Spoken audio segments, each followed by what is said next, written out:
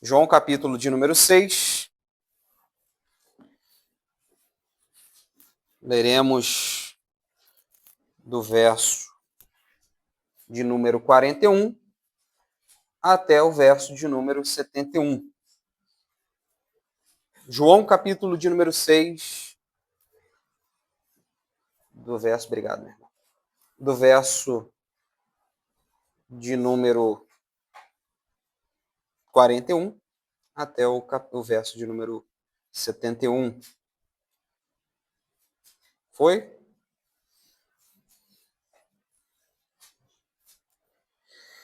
Diz o seguinte, Sagrada Escritura, que se encontra em João capítulo de número 6, verso de número 41. Murmuravam, porém, dele os judeus, porque dissera: eu sou o pão que desceu do céu. E diziam: não é este Jesus, o filho de José? Acaso não lhe conhecemos o pai e a mãe? Como, pois, agora diz: desci do céu? Respondeu-lhe Jesus: não murmureis entre vós. Ninguém pode vir a mim se o Pai que me enviou não o trouxer. E eu ressuscitarei no último dia. Está escrito nos profetas, e serão todos ensinados por Deus. Portanto, todo aquele que da parte do Pai tem ouvido e aprendido, esse vem a mim. Não que alguém tenha visto o Pai, salvo aquele que vem de Deus, este o tem visto. Em verdade vos digo, quem crê em mim tem a vida eterna. Eu sou o pão da vida. Vossos pais comeram maná no deserto e morreram. Este é o pão que desceu do céu, para que todo o que dele comer não pereça. Eu sou o pão vivo que desceu do céu. Se alguém dele comer, viverá eternamente. E o pão que eu darei pela vida do mundo é a minha carne. Disputavam, pois, os judeus entre si, dizendo: como pode este dar-nos a comer a sua própria carne? Respondeu-lhe Jesus: em verdade vos digo, se não comerdes a carne do Filho do Homem e não beberdes o seu sangue, não tendes vida em vós mesmos. Quem comer a minha carne e beber o meu sangue tem a vida eterna, e eu ressuscitarei no último dia. Pois a minha carne é verdadeiramente comida, e o meu sangue é verdadeiramente bebida. Quem comer a minha carne e beber o meu sangue permanece em mim, e eu nele. Assim como o Pai que vive me enviou, e igualmente eu vivo pelo Pai. Também quem de mim se alimenta por mim viverá. Este é o pão que desceu do céu, em nada semelhante àquele que os vossos pais comeram, e contudo morreram. Quem comer este pão viverá eternamente. Essas coisas disse Jesus quando ensinava na sinagoga de Cafarnaum. Muitos dos seus discípulos, tendo ouvido estas palavras, ou tais palavras, disseram: duro é este discurso. Quem o pode ouvir? Mas Jesus, sabendo por si mesmo que eles murmuravam a respeito de suas palavras, interpelou-os: isto vos escandaliza? Que será, pois, se virdes o Filho do Homem subir para o lugar onde primeiro estava? O Espírito é o que vivifica, a carne para nada aproveita. As palavras que eu vos tenho dito são Espírito e são vida. Contudo, há descrentes entre vós, pois Jesus sabia que desde o princípio quais eram os que não criam e o que havia de o trair.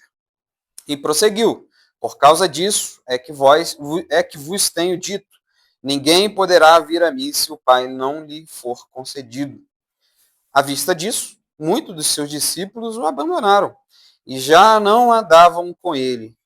Então perguntou Jesus aos 12: porventura quereis também vós outros retirar-vos? Respondeu-lhe, porém, Simão Pedro: Senhor, para quem iremos? Tu tens a vida, as palavras de vida eterna. E nós temos crido e conhecido que tu és o Santo de Deus. Replicou-lhe, porém, Jesus, dizendo: não vos escolhi eu em número de 12? Contudo, um de vós é o diabo, ou é diabo, melhor falando. Refere-se ele a Judas, filho de Simão Iscariotes, porque era quem estava para traí-lo, sendo um dos 12. Curve a sua fronte, vamos orar ao Senhor, pedindo a Ele discernimento nesta manhã, para que possamos aqui, portanto, conversar. Deus Santo, em Tua presença, nós estamos mais uma vez diante do Senhor, ó Pai, certos de que o Senhor merece e deve ser engrandecido pela beleza da tua santidade, pela tua graça, pela tua misericórdia, pela tua justiça, pela ira santa do Senhor, ó Deus. O Senhor é louvado, engrandecido por todos os teus santos feitos. Ó Deus Santo, em ti colocamos e continuamos a depositar o nosso coração diante do Senhor, a nossa vida diante do Senhor, pedindo para que o Senhor fale para conosco, ó Deus, nesta manhã. Tudo aquilo que foi exposto, ó Deus, a qual certamente o Senhor concedera não somente a mim, mas a forma do curso que o Teu Santo Espírito nos concede, ó Pai, seja falado, seja exposto. Que o Senhor abra não somente o meu, mas os nossos corações, o coração da Tua igreja, para que venhamos, ó Deus, a não somente ouvir, mas ser confrontados pelo Senhor, para que pratiquemos aquilo que o Senhor falou pela sua santa palavra, continua falando e falará aos nossos corações, ó Deus. Assim nós te engrandecemos, certos de que o Senhor falará conosco nesta manhã, seja para confrontar ou para confortar, ou seja os dois ao mesmo tempo, que o Senhor faça a tua obra em nós, nas nossas vidas, através da tua santa palavra. Assim nós te louvamos e agradecemos no nome santo do teu Filho Jesus Cristo. Amém. Ao longo, meus amados irmãos, da história, e falei na exposição passada, muitos buscavam a Jesus pelo que ele fazia. A cura, por exemplo, os milagres, a multiplicação, que é um contexto mais próximo do que nós lemos aqui, era uma busca incessante daqueles que o seguiam. Se vocês acompanharem comigo novamente, no início do capítulo de número 6, principalmente a parte do versículo 3 em diante, você verá que Jesus, ele tinha seguidores além dos 12. Eram considerados, portanto, discípulos, porque seguiam a Jesus, ou há muito tempo já vinham seguindo Jesus diante do seu curso, diante das suas pisaduras, podemos assim dizer, diante dos seus passos. Muitos, pelo motivo equivocado, que são os milagres, e como eu disse, mais pelo contexto próximo, pela multiplicação dos pães e dos peixes. Quando Cristo, então, começa a revelar-se, a dizer que aquele milagre dos pães era somente um sinal e não era uma ideia, ou as curas não eram uma ideia de Deus como sendo curandeiro, mas aqueles sinais revelariam muito mais do que simplesmente uma cura por si só, mas a identidade de quem Cristo é, sendo Deus. Nós vimos isso na semana passada, porque só Deus poderia realizar tais maravilhas, só Deus podia trazer a cura, só Deus podia manifestar diante da natureza, diante do caos da natureza, aquele toque da sua palavra, de dizer: acalme-se ou não temas, somente Deus pode realizar isso. Aqui Cristo quer mostrar, através dessa leitura que nós fizemos, quem Ele é. Ele quer agora se revelar como Deus, o Cristo, o Messias prometido, o Senhor da terra e dos céus, o Cristo o Deus que está acima da natureza, o Deus que está acima das percepções humanas, melhor falando, do que as pessoas dizem ser Deus. Aqui Cristo, então, ele começa a corrigir um pensamento errado, equivocado daqueles que seguiam. Nós já vimos isso na exposição da semana passada. E aí, João 6, ele, depois dessa multiplicação dos pães, dos peixes, as pessoas ficam fascinadas. Vou seguir esse homem aí que faz multiplicação. Até brinquei da última vez, né? Parecia que o pessoal estava procurando Jesus por causa da sobra que Jesus fez ali na multiplicação dos peixes, né? Será que está sobrando mais um pouco aí? Ou será que ele vai multiplicar de novo os pães e os peixes que sobraram? E vamos atrás dele. Ele faz cura, faz milagres. Ele é um Jesus, é um profeta que cura. E Jesus ele não veio para satisfazer necessidades imediatas. Ele não veio para resolver problemas terrenos. Essa é a realidade. Cristo é ruim nós falarmos isso, né? Porque nós temos a mentalidade de o Senhor Deus tem que curar. Se ele não curar, ele é Deus. Se ele não multiplicar os pães e os peixes, ele não é Deus. E ele não veio satisfazer, como eles pensavam, uma ideia de necessidade imediata. Nós vimos que Cristo aqui mostra que a saciedade que ele concede através dele sendo o pão vivo, dele sendo a água, como o capítulo de número 4 disse, é muito mais além do que satisfazer uma sede momentânea ou uma fome momentânea. Ele veio para satisfazer aquilo que a nossa alma mais necessita, que é Cristo. Jesus aqui, ele diz que ele não veio saciar momentaneamente, ele veio para saciar, ele é o pão da vida e não veio para conceder uma vida michuruca, perdoe-me da expressão popular, mas ele veio para te dar a vida eterna. Essa é a realidade do Evangelho. Ele não veio suprir as necessidades temporárias, ele veio conceder, portanto, a vida eterna. E dentro dos versículos 41 a 72, nós vimos 3 tipos de pessoas. Vocês perceberam ali que são as pessoas, primeiro, que murmuram contra não conseguir compreender quem Jesus é. Elementos desse grupo que nós lemos aqui nos textos surgem. Por exemplo, o pessoal começa a murmurar. Jesus está falando que é o pão vivo que desceu do céu, mas eu conheço a mãe dele, o pai dele. Como é que ele está falando, portanto, que ele desceu do céu, se eu conheço a mãe e o pai?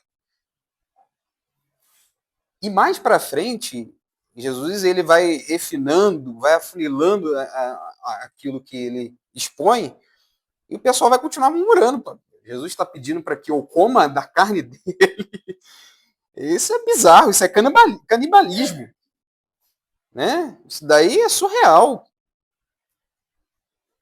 Então, o primeiro grupo é do pessoal que murmura. O segundo grupo é do pessoal que se escandaliza. Por quê? Porque a palavra confrontou. Porque aquelas verdades confrontaram. E o terceiro grupo é o grupo onde aqueles que permaneceram. São os fiéis. São aqueles que Deus conhece pela sua santa palavra. E aí fica uma pergunta que esse texto aqui nos diz, e nós iremos conversar um pouco sobre esse texto. O que nós fazemos quando a palavra de Cristo desafia a nossa convicção, o nosso desejo, a nossa compreensão? Como que nós reagimos a isso? Estava conversando com o diácono Marcos na quinta-feira e estava falando dos puritanos, por exemplo. Eles saíam no final do domingo, depois do culto, que era um culto geralmente extenso, não era um culto muito adaptável a nós, às vezes uma exposição, né, Igor, ficava se alongando por horas e horas, as pessoas se satisfaziam com aquele momento de ouvir a palavra de Deus, e não somente naquele momento, mas quando eles saíam, eles amavam conversar sobre aquilo que eles aprenderam. O que nós fazemos com essas verdades quando nós saímos do culto?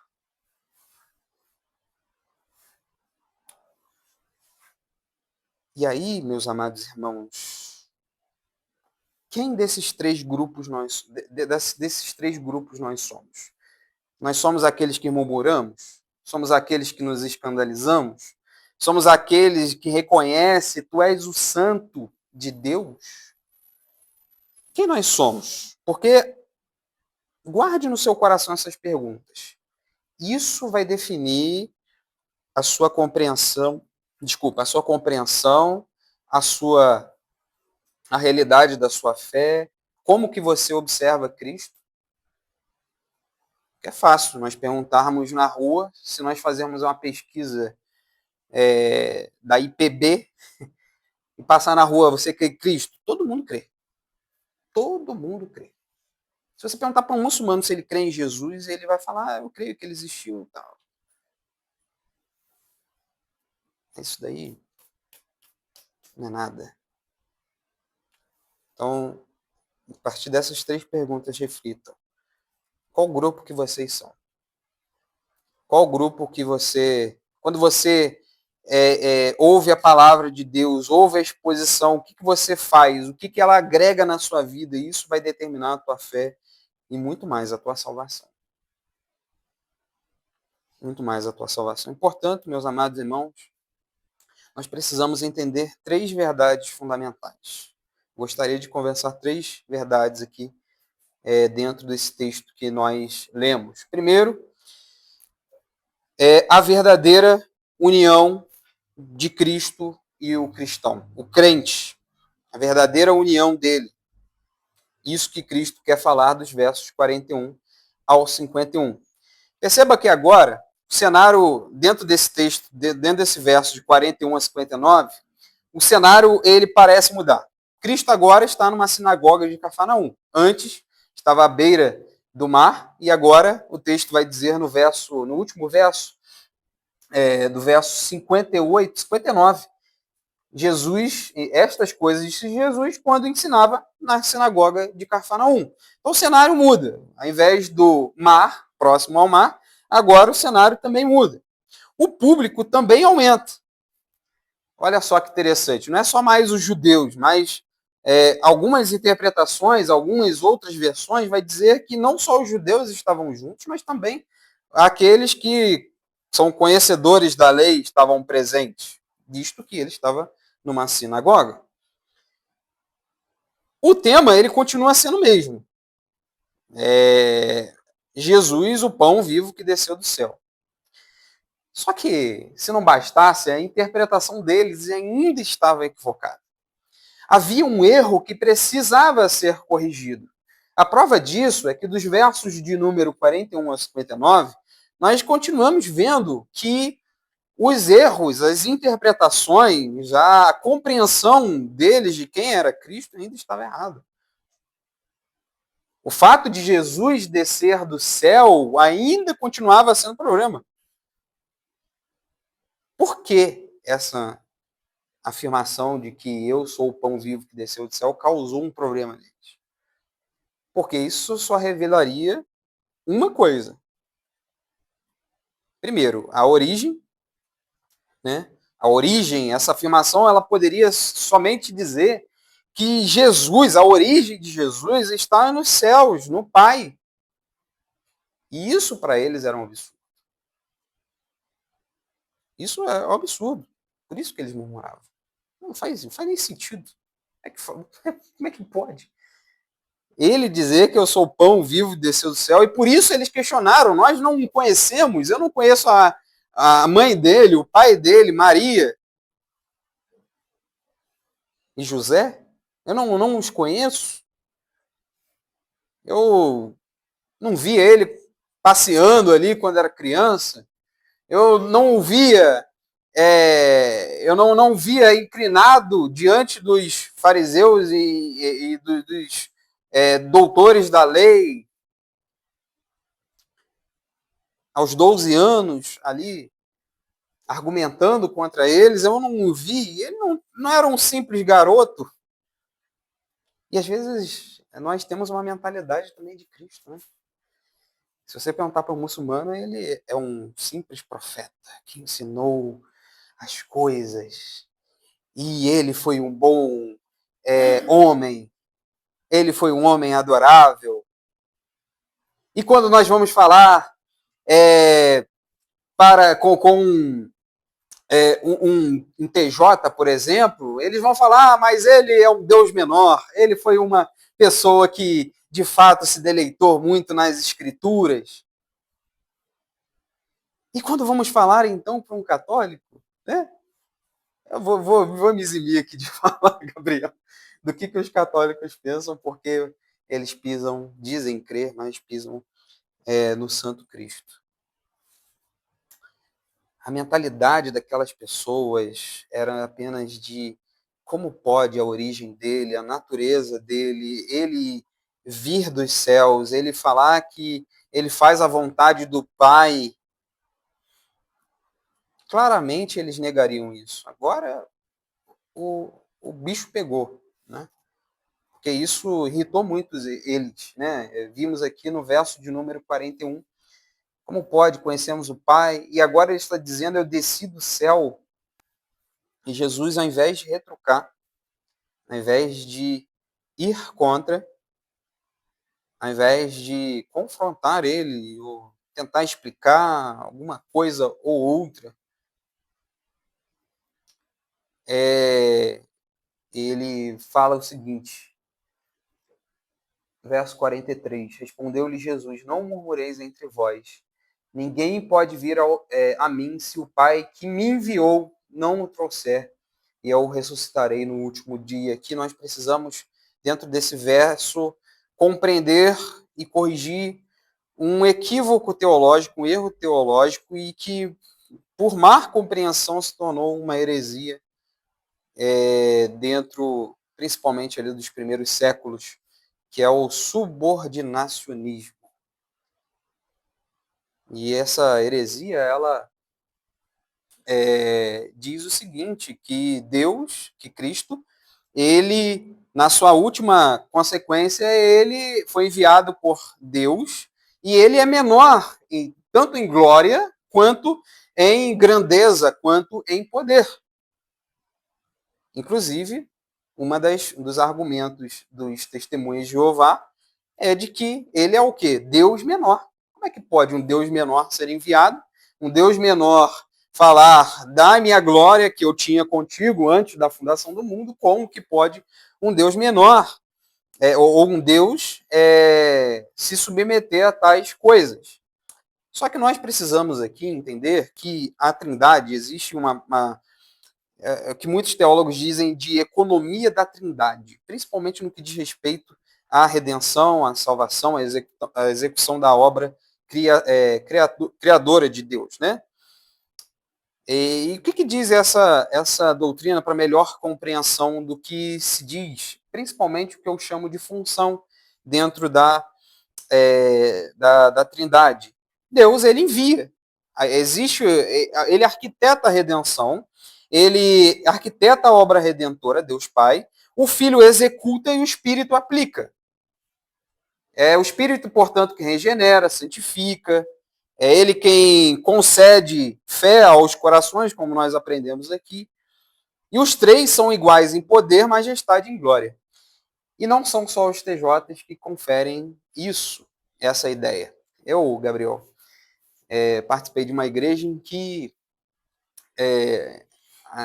obviamente, mais carismática, onde eles afirmavam, não, você tem que chamar o Espírito Santo. O Espírito Santo tem que vir e tem que descer e tem que fazer.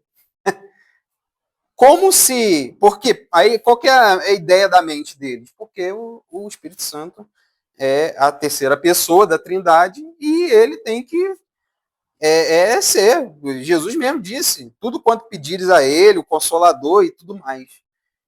Então a ideia, em última causa, é que o Espírito Santo, por exemplo, é subordinado, inclusive, aos crentes, o que é um absurdo. O que é um absurdo. Portanto, precisamos entender que os três são iguais em poder, majestade e glória. E nessa economia, nesse jeito de Cristo, de Deus, Trino, manifestar ali a obra redentora de o Pai envia, o Filho executa a obra na cruz e o Espírito aplica esta obra no coração, santificando, regenerando e convencendo o crente. É a nossa ideia verdadeira. Nós não precisamos olhar para esse texto e falar assim, mas Deus enviou e isso quer dizer, então, que Cristo tem que submeter a N coisas. Ou ele é menor, né? E essa ideia precisa ser corrigida. Essa ideia precisa ser de que Cristo é subordinado ao Pai e tem menos poder, menos glória e menos majestade, melhor falando. Isso precisa ser corrigido. E aqui a compreensão dentro desse texto começa a aflorar. Cristo é o Deus. Nós lemos desde o primeiro verso, no capítulo 1, que Cristo é Deus, ele é o Cristo, o Messias prometido, ele é o Deus que desceu dos céus para nos conceder vida eterna. E aqui a insistência do equívoco dos judeus é não compreender Cristo nesse sentido. É olhar para Cristo como a ótica citada na exposição anterior. Um Cristo que dá benefícios, né? Um Cristo que dá pãozinho, que dá peixinho. É um Cristo que pega na tua bochecha cuticute, né? Fofinho. Esse não é o Cristo das Escrituras. Inclusive, muitos ateus dizem, né, que o Cristo do Antigo Testamento é diferente do Novo, né? Vocês já ouviram esses argumentos bizarros? Como Deus do Antigo é um Deus malvadão. Malvado, não mexe com ele, senão ele te incinera ali no fogo, te joga um monte de fogo, coloca lá você de estátua de sal. E Cristo agora é um Deus bonzinho. Aí ele manifesta amor. Aí você cria um filme, né? Cria uma série com Jesus lá de estilo hippie, com cabelão, paz e amor, e vamos que vamos. Ele é o Cristo que desceu do céu para dar vida eterna àqueles o que o Pai destina, o Pai manda, como nós lemos aqui, principalmente em Atos 2, e o Senhor foi mandando e foi acrescentando, porque é o Senhor quem é o Senhor da obra, é o Senhor quem é o Senhor da igreja. E é essa identidade que nós precisamos ter dentro da nossa vida cristã. O Senhor, ele é o nosso Senhor. Nós não temos mais a identidade do pecado na nossa vida, foi o que nós falamos aqui. Nós não temos mais o domínio. O pecado não domina mais sobre nós. E, portanto, ele é o nosso Senhor, porque agora nós não somos livres. É muito bonitinho falar que eu sou livre, eu sou livre, eu sou livre. Mas eu sou livre do quê? Porque Cristo agora tem o domínio sobre nós, e a Ele é dado toda a glória, louvor, todo o domínio pelos séculos dos séculos. Amém. E, portanto, meus amados irmãos, nós precisamos entender, não como a ótica daquele povo, dos judeus, mas a ótica de quem Cristo é. Ele vai dizer agora, se aprofundando, o verso de número 50, este é o pão que desceu do céu, para que todo que dele comer não pereça. Eu sou o pão vivo que desceu do céu. se alguém dele comer, viverá eternamente. E o pão que eu darei pela vida do mundo é minha carne. E agora, os judeus botam a mão no rosto e falam assim, como que é possível?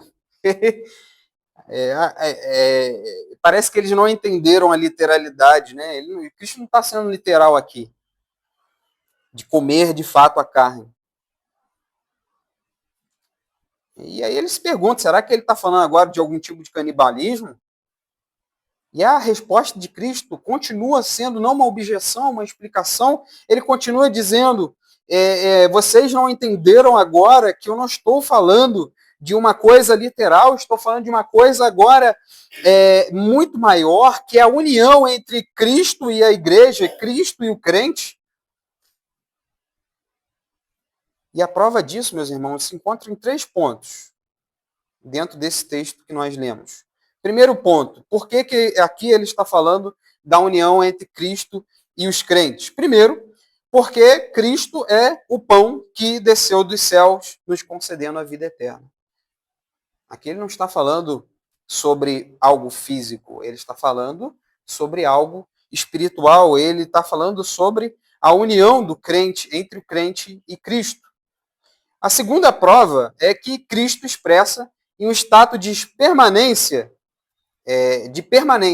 Se vocês verdadeiramente comerem deste pão, eu permaneço em vocês e vocês permanecem em mim. Aqui claramente falando sobre uma união. E o terceiro ponto, o ato de comer e beber, né, comer do meu corpo e beber do meu sangue, está relacionado não ao ato da ceia do Senhor, diretamente, mas o ato de celebrar a união que temos com Cristo. A ideia de ceia, por isso que a tradição reformada ela tem essa diferenciação dos demais, por exemplo, os batistas ou os mais carismáticos, de não compreender que a ceia do Senhor é apenas um memorial, que é muito bonitinho, né, um memorial. Vamos aqui, vamos lembrar da morte, do sacrifício de Cristo, ponto, acabou. E vamos ser sinceros. O mundo hoje o cristianismo hoje se encontra numa verdadeira amnésia espiritual.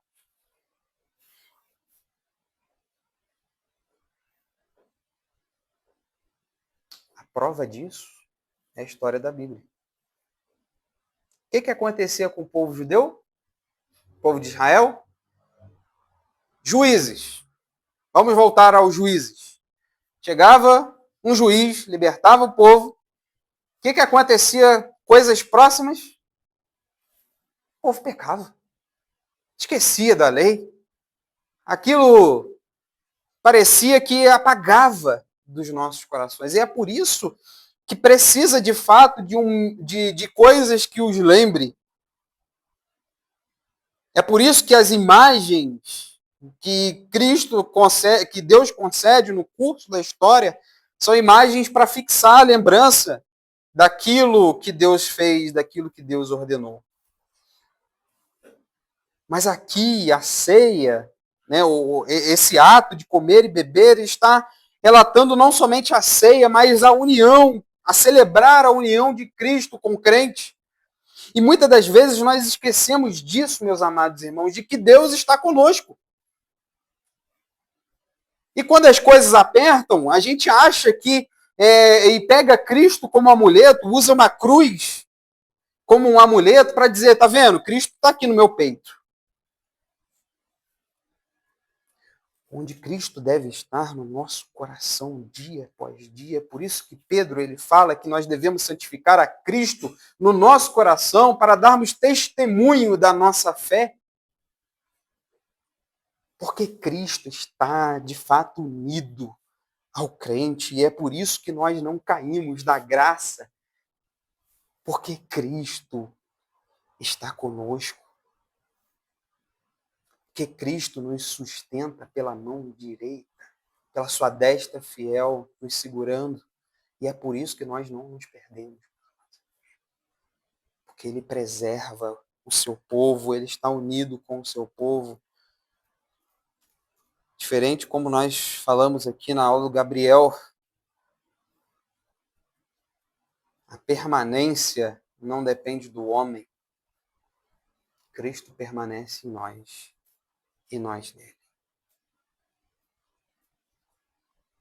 É isso que ele diz aqui. É isso que eles não entenderam quando Cristo falou isso. Cristo aqui está falando que não é sobre o pão literal, pelo que eu vejo, pelo que os pais comeram lá em Moisés, há não sei tantos anos atrás, mas sobre a união que temos em Cristo, quando Cristo regenera o nosso coração, nós somos adotados por Ele, quando Ele nos regenera, quando Ele nos justifica, quando Ele santifica o seu povo, quando Ele nos dá lugar agora à mesa. E aí, meu amado irmão, minha amada irmã, nós precisamos pensar nisso, refletir, mastigar essas verdades, consumir Cristo diariamente nos nossos corações, inclinando-se a cada dia a beber da fonte da vida. Precisamos viver Cristo de forma intencional. Isto é que a nossa vida, conduta, glorifique a Cristo, reconheça que nossa união está com Ele. Viver vida como se Cristo não tivesse unido. Como se você não é servo de Cristo. Meus irmãos, isso é muito fácil. Muito fácil. Isso é muito fácil. Nós precisamos viver a nossa vida, mastigar Cristo em nosso coração.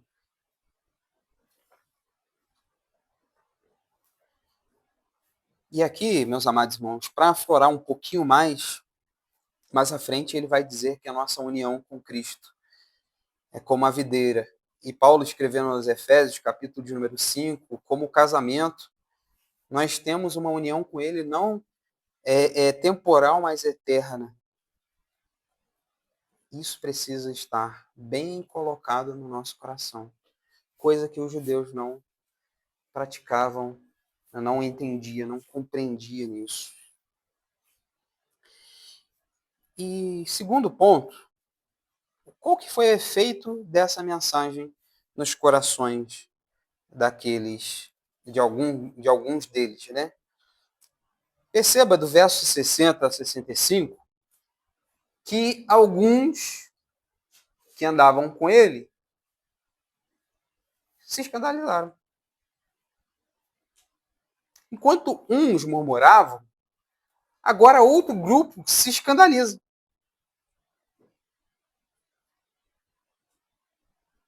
O que eles... Poxa, ouvindo isso, duro esse discurso. Quem que pode ouvir esse discurso aí? Que o Senhor, ele oferece vida eterna. Que o Senhor é o pão vivo que desceu do céu. Duro esse discurso. Né? Mas Jesus sabiam, olha só, por si mesmo, que eles murmuravam a respeito de suas palavras. Interpelou-os. Por que isto vos escandaliza? Que será, pois, se virdes o Filho do Homem subir para o lugar onde primeiro estava? Aqui, meus amados irmãos, a pregação do Evangelho, ela tem o seu elemento importante dentro dessa exposição de Cristo. A união do crente com Cristo, a união que Cristo concede a nós, ela tem um lado para escandalizar, e de fato esse deve ser o motivo. Se nós pregarmos um evangelho que conforta as pessoas, de duas ou uma, ou é um evangelho falso, ou é um evangelho falso. Porque o evangelho não tem a natureza de confortar ninguém. Ela não tem.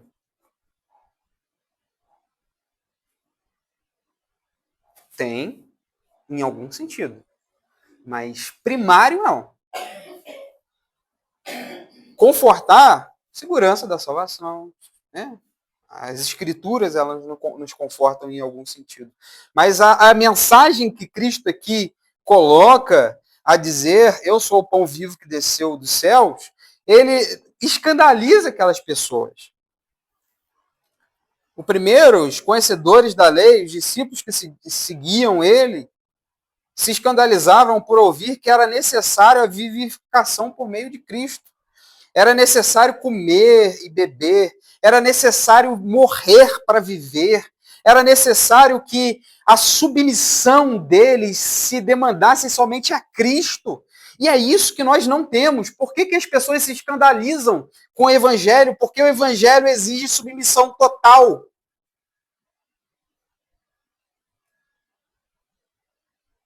O movimento feminista, por exemplo, eles, como eu citei na exposição passada, eles demandam o quê? Eu não posso me submeter, o meu corpo tem que ser a minha regra. Isso é pecado, nós vimos na semana passada. A ideia anarquista, em sua última consequência, ela é uma falta de submissão, de renúncia total. Aliás, né, a falta de renúncia total, melhor falando, desculpe. O mundo não quer se curvar diante do Senhor. Essa é a realidade. Essa é a realidade. As pessoas não querem que Cristo seja o rei delas. Elas não querem. Apesar, meus amados irmãos, que haverá um dia, como diz Filipenses, em que todo o joelho se dobrará diante dele e o confessará que Cristo é o Senhor, para a glória de Deus Pai. Mas as pessoas não querem se submeter ao senhorio de Cristo. As verdades que Cristo aqui coloca necessitavam de uma submissão, de um Senhor, de uma renúncia total, de morrer para si, para o seu ego. Aliás, o mundo hoje não quer isso, como eu bem disse. Aliás, você, eu não queremos isso. E aqui o termo morrer para si, para o seu eu, a palavra eu no grego é egos. É egos. Renunciar o nosso tempo para missões, nós não queremos. Nós não queremos renunciar o nosso eu para dedicar a obra de Cristo, para renunciar para que Cristo ele seja glorificado. Nós não queremos negociar o nosso trabalho para auxiliar um irmão necessitado. Nós não queremos largar a nossa vida para Cristo. Essa é a realidade.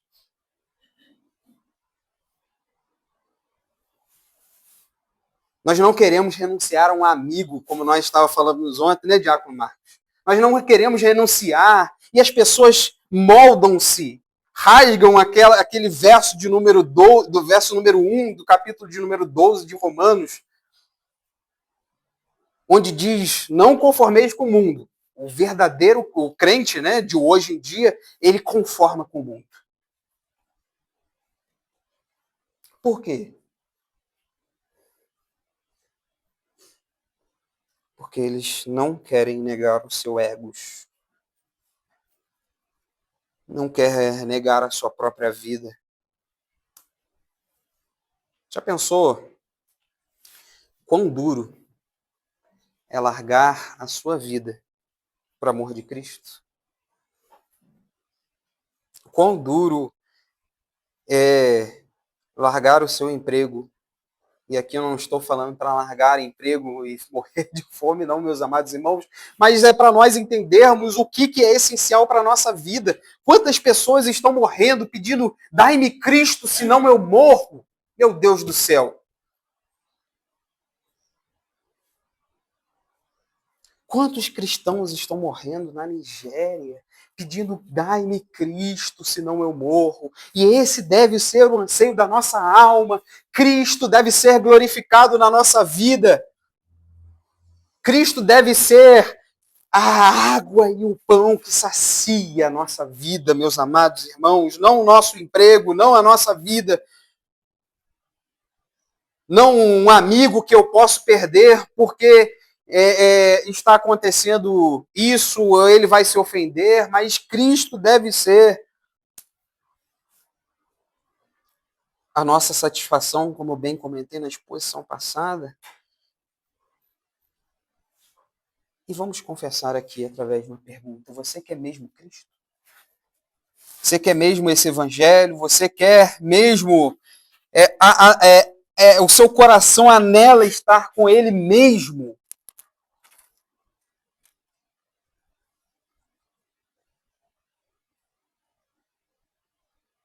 Você quer dedicar o seu tempo exclusivamente a Cristo e à glória dele mesmo? Essa deve ser a nossa pergunta, meus amados irmãos. Você quer mesmo esse evangelho? Você vai sofrer. Você vai renunciar. Você vai negar a si mesmo, as suas vontades, seus desejos, a sua vida. Você quer mesmo sofrer diante dos juízes desse mundo? Hã? Nega aí a tua fé. Vai. Você disse que homossexualismo é errado? Ah, diz aí, Gabriel. Fala agora aí.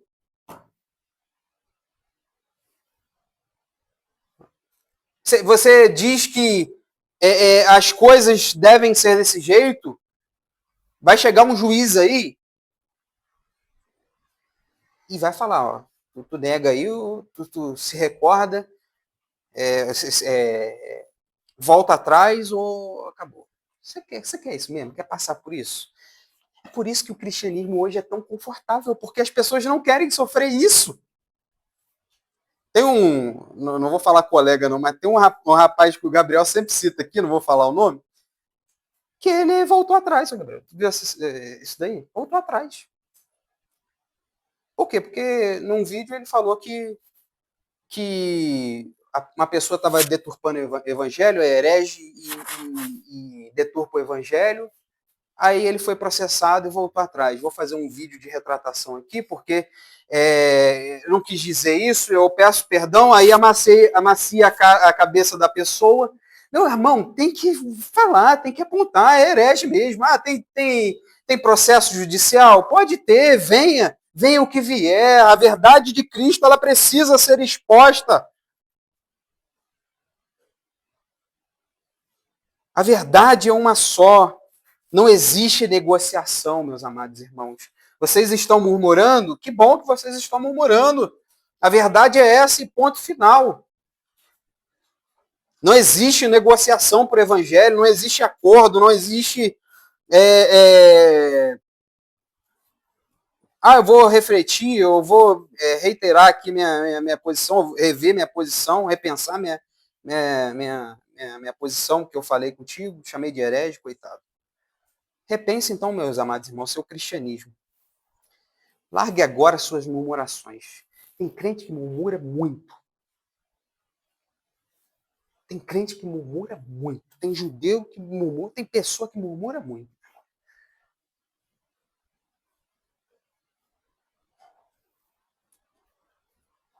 Ao invés da murmuração, meus irmãos, lance agora aos pés da cruz e se arrependa.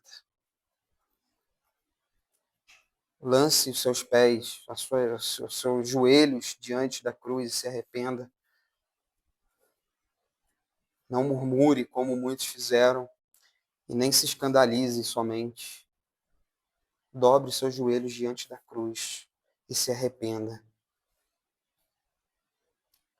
Em terceiro ponto, nós temos aqui algo muito interessante, principalmente nos versos 66 a 71, para finalizar.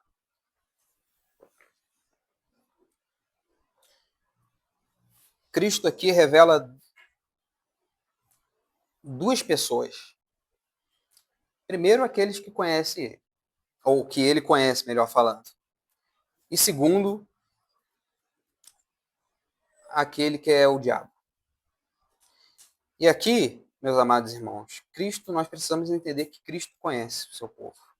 Cristo conhece o seu coração. E tem gente que às vezes fala, Cristo conhece o seu coração. Aí a pessoa, puxa, né, sabe que você é bonzinho, sabe que você murmura, sabe que você se escandaliza. Deus conhece o seu coração, Deus conhece o seu povo, e o seu povo conhece a Cristo. Por isso que nós devemos entender que o verdadeiro cristão é aquele que é conhecido por Cristo e ele conhece o seu Cristo. É por isso que Cristo vai falar que as minhas ovelhas ouvem a minha voz. E ele prometeu, que o livro de Isaías vai dizer, olha, assobiarei e as minhas ovelhas virão.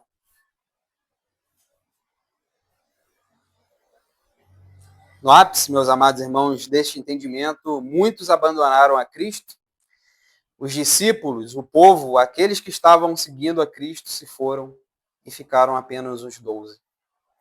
E agora Cristo direciona o diálogo para eles. E vocês? Vão também não?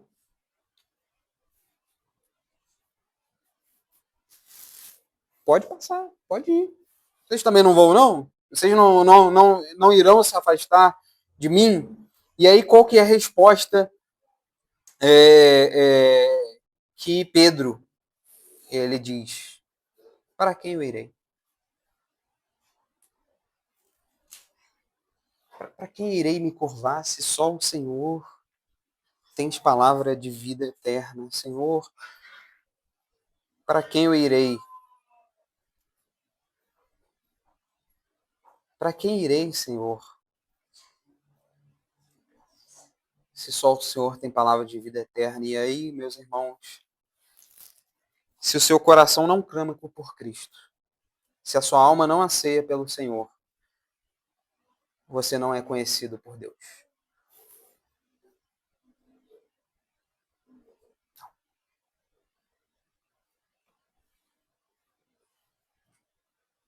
Se o seu coração não medita noite e dia, vive a sua vida cristã como se fosse mais uma vidinha, como muitos creem, você não é conhecido por Deus, e isso é gravíssimo. E aqui, se nós negarmos o senhorio e redenção de Cristo sobre as nossas vidas, se nós relaxamos em nossa vida cristã, na comunhão com Cristo, estamos certamente não sendo conhecidos por Cristo. Se a nossa vida cristã não produz frutos, meus irmãos, nós não somos conhecidos por Cristo. Nós discutimos isso ontem lá no encontro dos jovens. Não basta estar na igreja, porque é salvo. Não basta estar aqui, sentado no banco, vir 9 horas da manhã e não produzir frutos nenhum. Você não é conhecido por Cristo. Certamente, ele fará como ele fez com a figueira, a qual vocês já sabem a história. Vocês sabem a história do que ele fez com a figueira. Enquanto, portanto, meus irmãos, o verdadeiro crente, ele responde, tu és suficiente, Senhor, para mim. Para quem nós iremos, ou para quem iremos, se o Senhor tem a vida eterna? Existe um grupo que ele nunca creu. É por isso que a teologia reformada ela faz essa diferenciação entre igreja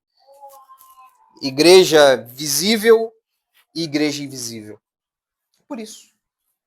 Porque naqueles 12, tinha um que Cristo chama de diabo.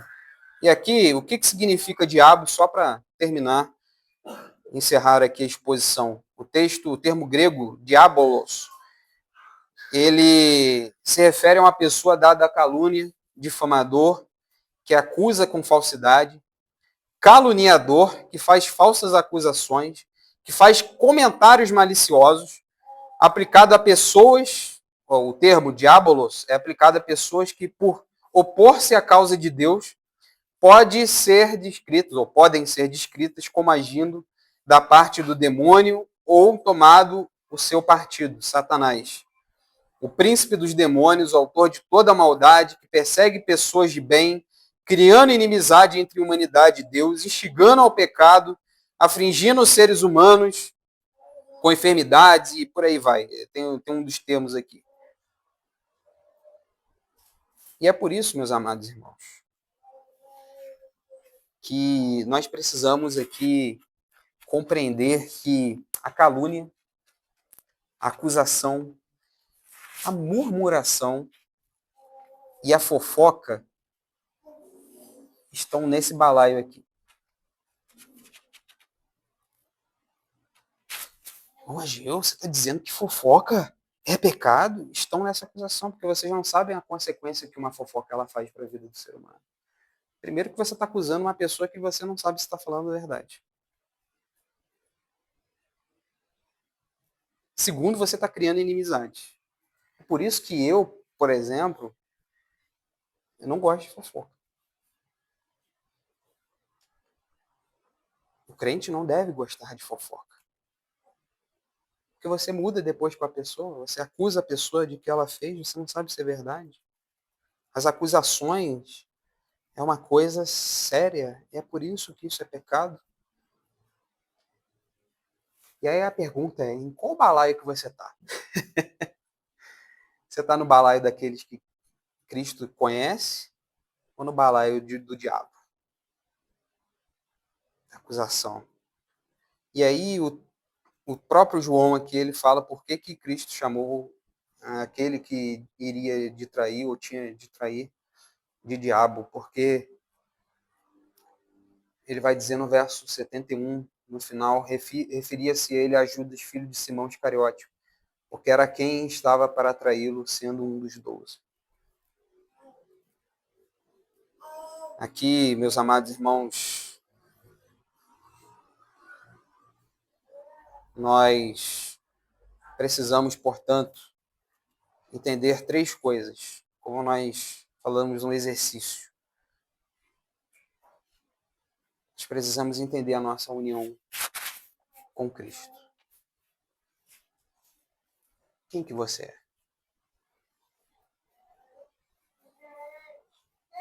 Quem?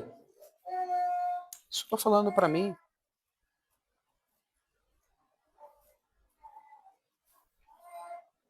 O apóstolo Paulo, falando em 1 de Timóteo, ele vai dizer que Cristo, Deus não nos deu um espírito de covardia. O apóstolo João diz que nós devemos dar a nossa vida pelos nossos irmãos. O apóstolo Pedro, nós já vimos aqui, eu comentei, nós devemos santificar Cristo em nosso coração, fazendo apologética da nossa fé, defender a nossa fé, com mansidão, com amor. Em segundo ponto, meus amados irmãos, nós precisamos entender que Cristo é o nosso Senhor e o nosso Salvador. E a pergunta vale, vocês querem esse evangelho? Vocês querem de fato esse Cristo? Vocês querem o evangelho que escandaliza pessoas? Que fere o ego das pessoas e do seu próprio ego?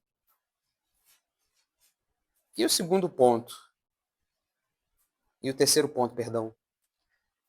Vocês conhecem a Cristo? Vocês conhecem de fato a Cristo? Por isso que precisamos de classe de novos membros, de catecúmenos, diácono Marcos.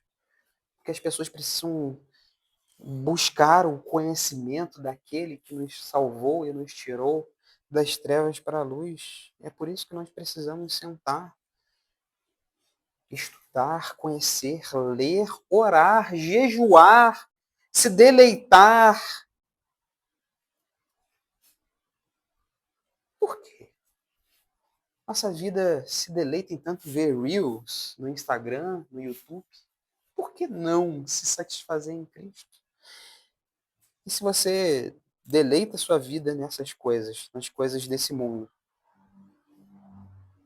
dobre os seus joelhos e se arrependa. Que Deus possa nos abençoar, meus amados irmãos, pela sua graça e misericórdia.